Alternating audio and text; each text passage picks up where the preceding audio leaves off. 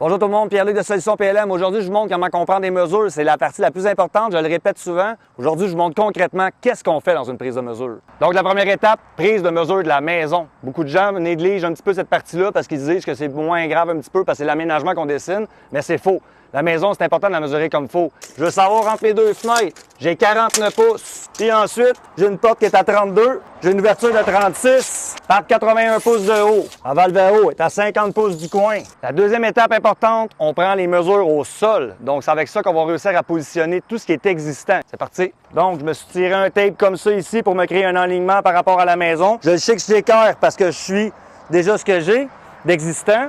Après ça, j'ai d'autres tapes ailleurs qui vont m'aider à m'aligner. À 24 pieds, je vais me tasser à gauche de 29 pouces. J'en ai positionné mon arbre ici. Je me retire un autre équerre. Je vérifie mon tape.